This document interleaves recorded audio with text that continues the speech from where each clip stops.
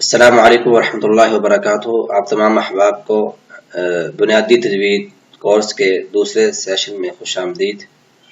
آج ہم اللہ کی توفیق کے ساتھ مخارج الحروف کا آغاز کریں گے، جس میں جوف اور حلق، اور اسی طرح ہم حروف مستعلیہ موٹے حروف کی مشق کریں گے، اور اسی طرح جو ہے حا، خا، دال، اس کی مختلف حالتوں میں اس کی مشق کریں گے، اور سورۃ الناس کی مشق کریں گے۔ تو ہم آغاز کرتے ہیں۔ مخارج الحروف۔ مخارج الحروف مخرج کی جمع ہے مخارج، اور حروف کی جو حروف جمع ہے حرف کی۔ حرف ایک حرف اور حروف کافی سارے حروف۔ مخرج ایک مخرج، مخارج کافی سارے مخارج، یعنی مخارج مخرج کی جمع ہے اور حروف حرف کی جمع ہے۔ مخرج کا مطلب ہوتا ہے نکلنا، اور حروف جو ہم الف سے لے کر یا تک پڑھتے ہیں یہ ہے حروف۔ تو مخارج الحروف کا مطلب ہوگا نکلنے کی جگہ، نکلنے کی جو پوائنٹس ہیں وہ کون کون سے ہیں۔ تو اگر ہم حروف کی بات کریں تو حروف عربی زبان کے جو ہے وہ 29 حروف ہیں۔ اسی طرح اگر ہم مخارج، تمام مخارج کی بات کریں تو ہمارے پاس تمام مخارج جو ہیں وہ 17 ہیں۔ تو ایک ان کو طریقہ یاد کرنے کا یہ ہے کہ ان کو رٹا لگایا جائے۔ مخرج نمبر 1 جوف، مخرج نمبر 2 اقصی حلق، مخرج نمبر 3 ادنی حلق، وسطی حلق، مخرج نمبر 4، اس طرح یعنی کہ الی آخری ہی کہ رٹا لگا کے اس کو یاد کیا جائے۔ تو کوئی چیز اچھی یاد کرنی ہو تو وہ رٹے کے ساتھ یاد نہیں ہوتی، اس کو سمجھ کر یاد کریں تو پھر وہ اچھی یاد ہوتی ہے۔ رٹے سے یاد کی ہوئی چیز ہو تو جلدی جاتی ہے، لیکن تا دیر تک وہ نہیں ذہن میں رہتی۔ اگر سمجھ کر انسان یاد کرے تو وہ تا دیر بھی یاد رہتا ہے۔ تو ہم ایسا کرتے ہیں کہ ان کے 5 پہلے مین مخارج بناتے ہیں، اور پھر ایک ایک مخرج کر کے جو مین مخرج ہوگا اس کو سمجھنے کی کوشش کریں گے اللہ کی توفیق کے ساتھ۔ تو یہ 5 آپ کے سامنے نظر آ رہے ہیں: جوف، حلق، لسان، شفتان، خیشوم۔ اس کو اصول مخارج بھی کہتے ہیں اور مین مخارج بھی کہتے ہیں۔ اصول مخارج بھی اور مین مخارج بھی۔ تو اصول مخارج 5 ہیں: جوف، جسے گلے اور منہ کا خالی حصہ اسے جوف کہتے ہیں۔ حلق، جو ہمارا گلا ہے، گلے کو حلق کہتے ہیں، اور لسان زبان کو کہتے ہیں۔ شفتان، 2 ہونٹ، اور خیشوم، ناک کا اندرونی بانسا، ناک کا اندرونی بانسا۔ تو چلیے ہم پہلے جوف کو پڑھتے ہیں، پھر حلق کو، پھر لسان کو، پھر شفتان، پھر خیشوم۔ پہلا ہمارے پاس جو ہے وہ ہے جوف۔ جوف کے اندر اگر ہم دیکھیں تو اس کی تصویر اگر دیکھیں سمجھنے کے لیے تو ہمیں نظر آ رہا ہے کہ بچے نے اپنا منہ کھولا ہوا ہے کہ اندرونی ساخت جو ہے، اندرونی حصہ، خلا جو ہے، اس کو جوف کہتے ہیں۔ اور یہاں آپ کو 1/3 نظر آ رہا ہے، اس کا مطلب ہے کہ مین مخرج ہے جوف، اس میں سب مخرج بھی، چھوٹا مخرج بھی ایک ہے اور مین مخرج بھی ایک ہے، لیکن اس کے اندر سے 3 حروف ادا ہوں گے، اس مخرج سے 3 حروف ادا ہوں گے۔ تو وہ کون کون سے ہیں؟ پہلا ہے الف، دوسرا حرف ہے واو مدہ، اور تیسرا حرف ہے یا مدہ۔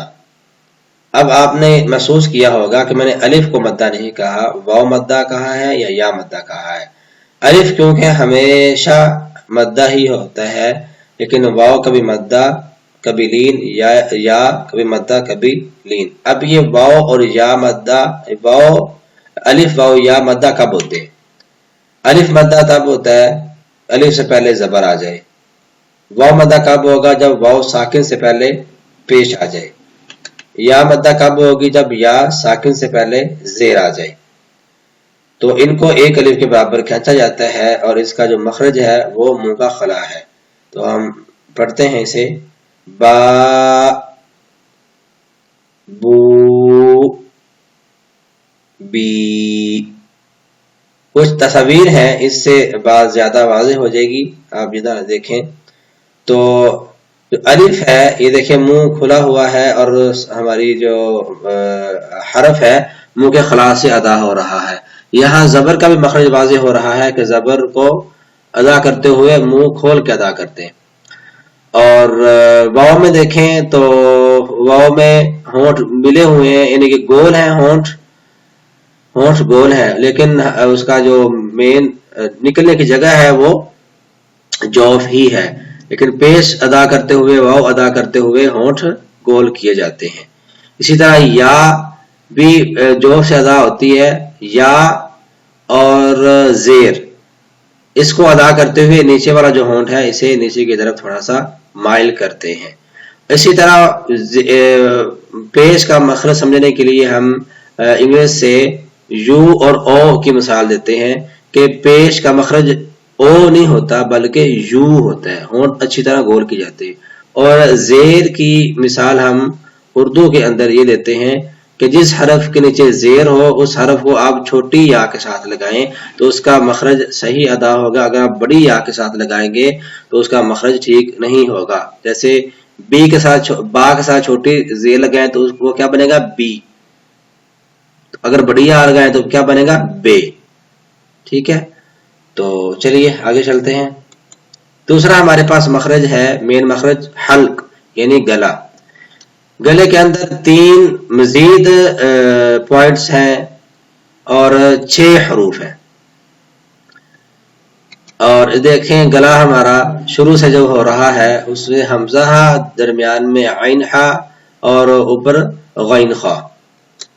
ساتھ گلے کی تصویر بھی ہے، اس کو اقصی حلق کہتے ہیں، درمیان والے کو وسطی حلق کہتے ہیں اور اوپر والے کو ادنی حلق کہتے ہیں. یہاں سے بات اور واضح ہو جائے گی. اقصی حلق میں حمزہ ہا، وسطی حلق میں عین ہا، ادنی حلق میں غین خا. اور آپ دیکھیں اس تصویر میں ایک آپ کو پوائنٹس نظر آ رہا ہے جہاں گلے کا ابتدا ہو رہا ہے. اگر ہم اس کو اردو میں سمجھیں تو یہ ہے کہ گلا شروع ہونے سے سٹارٹ جہاں ہمارا سینہ ختم ہوتا ہے گلا شروع ہوتا ہے، نرم سی جگہ ہوتی ہے، یہ پوائنٹ ہے اقصی حلق کا. ٹھیک ہے، اسی طرح جو گلے درمیان میں ابری ہوئی ہلکی سی ہڈی ہوتی ہے یہ پوائنٹ ہے وسطی حلق کا. اور ادنا حلق جہاں سے زبان کی جڑ شروع ہوتی ہے حلق ختم ہوتا ہے وہ ہے ادنا حلق. اب اس کی پریکٹس کیسے کریں گے؟ پریکٹس اس کی 3 انداز سے ہم کرتے ہیں. پہلے متحرک، پھر ساکن، پھر شد کے ساتھ. ا ہ ا ہ ا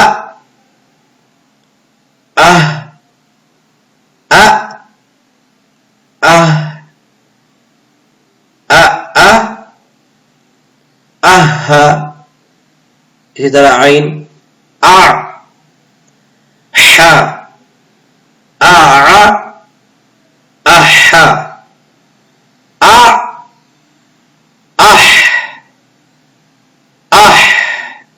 یعنی حمزہ زبر عین آ، حمزہ زبر ح اح. اگر شاد لگائے تو آ اح. اس طرح ادنی حلق غین اور خا، پہلے زبر کے ساتھ پھر سکون اور پھر شد کے ساتھ. غ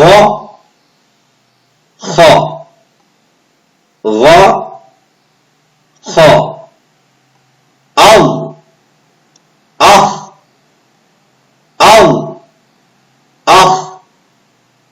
اس کے اوپر اکثر قلقلہ ہو جاتا ہے، یعنی کہ ساکن جب ہوں تو یہ ہلتے ہیں، ان کو ہلانا نہیں ہے. ٹھیک ہے، اغ اخ اغ